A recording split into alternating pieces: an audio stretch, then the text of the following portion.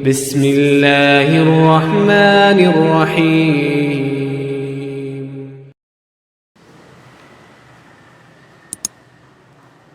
Assalamualaikum warahmatullahi wabarakatuh. Alhamdulillah, salatu wassalamu ala rasulillah, wala hawla wala quwata illa billah, amma ba'd. Salihin dan salihat yang disayang oleh Allah subhanahu wa ta'ala, di dalam memilih pasangan yang akan mendampingi hidup kita dunia akhirat, libatkan Allah subhanahu wa ta'ala dan libatkan orang-orang saleh di sekitar kita. Nabi sallallahu alaihi wasallam bersabda, tidak akan kecewa, tidak akan menyesal orang yang istikharah, dan tidak akan kecewa orang yang bermusyawarah. Maka ada dua perkara ini yang selayaknya kita lakukan ketika kita menghadapi urusan besar. Nabi sallallahu alaihi wasallam menuntunkan untuk istikharah.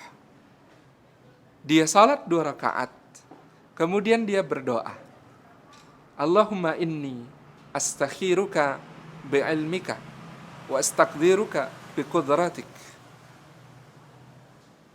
Dalam doa ini terkandung kepasrahan yang paling agung kepada Allah subhanahu wa ta'ala. Ya Allah, sesungguhnya aku beristikharah dengan ilmumu. Aku memohon pilihan dengan ilmumu. Makna memohon pilihan dengan ilmumu bukan ilmuku, bukan pengetahuanku tentang dia, bukan pengenalanku tentang dia yang entah, hanya zahirnya saja pun kecil sekali dibandingkan dengan keseluruhan dirinya. Sedikit sekali ilmuku tentang dia, Engkau yang maha mengetahui tentang dia, maka aku memohon pilihan dengan ilmumu, bukan dengan pengetahuanku tentangnya, bukan dengan pengenalanku atas dirinya. Sebab Engkau mengetahui dia, lahir dan batin. Engkau mengetahui yang tampak maupun yang tersembunyi. Engkau mengetahui segala isi hati. Inilah sikap seorang hamba. Allahumma inni astakhiruka bi'ilmik. Ya Allah, aku memohon pilihan dengan ilmu. Lalu kita melanjutkan dengan kata-kata wa astaqdiruka biqudratik, dan aku memohon ketetapan dengan kuasamu. Memohon ketetapan dengan kuasamu, bukan kuasaku. Apalah dayaku dibandingkan kemahakuatanmu? Apalah dayaku terhadap dia? Jangankan zahirnya, apalagi lebih-lebih batinnya, aku sama sekali tidak berkuasa atas dia. Sementara Engkau ya Allah adalah yang maha menggenggam semua hati, membolak-balikannya sesuka Engkau, sekehendak Engkau ya Allah. Engkau mudah untuk merubah benci menjadi cinta, cinta menjadi benci dengan kuasamu. Maka aku memohon ketetapan dengan kekuasaanmu, dengan kemaha dahsyatan kekuatanmu, wahai Rabb semesta alam. Inilah istikharah kita. Lalu kita serahkan dengan penuh tawakal kepada Allah. Allahumma in kunta ta'lamu anna hadzal amra khairan li fi dini wa ma'asi wa akibati amri faqdirhu li wa yassirhu li wa barik li fihi. Ya Allah, kalau Engkau tahu bahwa urusan ini baik untukku di dalam agamaku, kehidupanku, dan kesudahan urusanku, maka tetapkan ia bagiku, mudahkan ia untukku, dan berkahi aku di dalamnya. Di situ kita kemudian menetralkan diri kita dari semua gejolak perasaan dan subjektivitas kita. Serahkan semuanya kepada Allah. Lalu kita mengatakan, bahkan kalau dia buruk, wa in kunta ta'lamu anna hadzal amra syarran li, jelek untukku dia itu, maka fashrifhu anni washrifni anhu, palingkan dia dariku, palingkan aku darinya. Waqdir lil khair, dan tetapkan untukku kebaikan, tetapkan untukku kebaikan. Inilah tuntunan agama untuk menyerahkannya kepada Allah, di samping bermusyawarah dengan orang-orang saleh di sekitar kita. Tanyakan kepada mereka, sebab mereka memandang dengan basirah. Orang-orang saleh itu, seperti dikatakan oleh Rasulullah SAW, Ittaqu farasatal mu'min fa innahu yara binurillah. Takutlah kalian pada firasat orang beriman, sebab dia melihat dengan cahayanya Allah Subhanahu wa ta'ala. Maka pendapat mereka layak didengarkan, pendapat mereka layak dipertimbangkan. Selebihnya, indah sekali apa yang dikatakan oleh Al-Imam Asy-Syafi'i rahimahullahu ta'ala. Kata beliau, kalau beberapa pilihan membingungkan engkau, membuatmu bimbang, sementara engkau tidak tahu di mana ridhonya Allah, padahal menurutmu itu semuanya baik. Engkau tidak tahu di mana ridhonya Allah, sementara itu semuanya baik. Maka kata Imam Syafi'i, selisihilah hawa nafsumu. Selisihilah hawa nafsumu.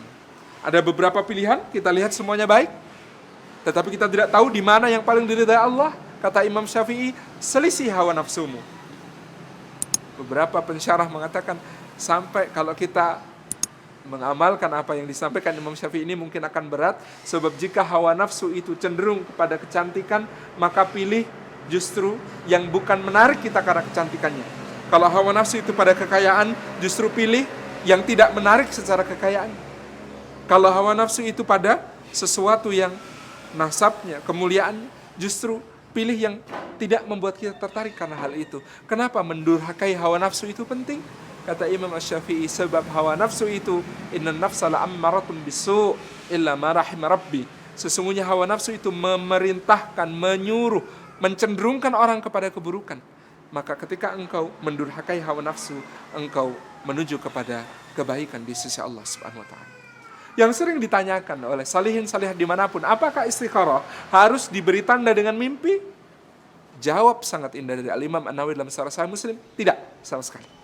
Mimpi itu adalah sesuatu yang sangat dhanni, sangat hanya menduga-duga saja. Dan apalah kualitas mimpi kita, apalagi kita bukan orang yang dijamin oleh Rasulullah sallallahu alaihi wasallam sebagai seorang muhaddas, seorang yang mendapat ilham dari Allah. Kita juga bukan orang yang mungkin mencapai kualitas mimpi yang sareh, yang layak diikuti. Bukan ru'yah sadiqah mimpi kita itu, tetapi adalah hawa nafsu yang kemudian muncul di dalam alam bawah sadar kita. Maka sesungguhnya jangan, kata Imam An-Nawawi, meletakkan perkara yang hak ini didasarkan oleh perkara-perkara yang dhanni, perkara-perkara yang hanya berdasar duga-duga seperti mimpi. Istikharahkan apa yang muncul di dalam hati berupa kemantapan dari Allah, maka ikuti dia. Peraguan-peraguan yang datangnya dari syaitan, maka tinggalkan dia. Informasi-informasi dari orang saleh, dengarkan. Sementara apa-apa yang datang dari orang-orang yang tidak termasuk di dalam kategori orang yang layak dipercaya ceritanya, abaikan. Lalu serahkan kepada Allah, tawakal. Istikharah itu sangat agung, istikharah itu sangat mulia, bukan karena mimpi-mimpi yang kita kemudian percayai, tetapi karena istikharah itu sendiri. Dan musyawarah kita dengan orang-orang saleh mengenapkan itu semua.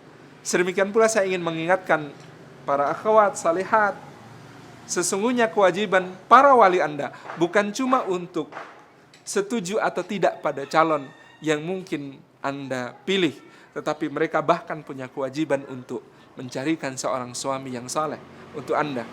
Maka kalau ada akhwat sering bertanya, kalau ikhwan bisa mencari, memilih, bagaimana dengan akhwat? Akhwat punya kuasa melalui walinya. Seorang wali yang seperti Sayyidina Umar bin Khattab, yang ketika putrinya Hafsah menjanda karena Hunais bin Hudzafa As-Sahmi radhiyallahu anhu gugur di medan perang. Begitu habis masa iddah putrinya, dia langsung berkeliling, menjumpai Sayyidina Utsman, menjumpai Sayyidina Abu Bakar, menawarkan putrinya untuk menikah. Karena dia tahu inilah lelaki-lelaki yang saleh, yang layak untuk menjadi menantunya. Bapak yang seperti Umar, kakak yang seperti Umar, yang kemudian sangat peduli kepada jodoh bagi anaknya yang salehah.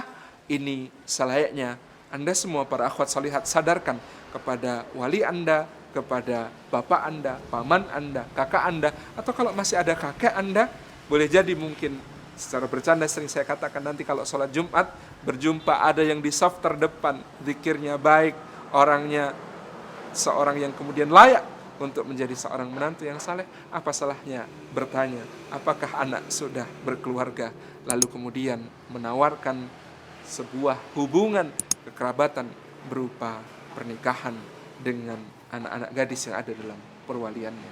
Allah memberikan kemudahan kepada kita. Allah Subhanahu wa taala tidak ingin memberikan kesusahan dan kesempitan dalam soal apapun, termasuk dalam pernikahan ini.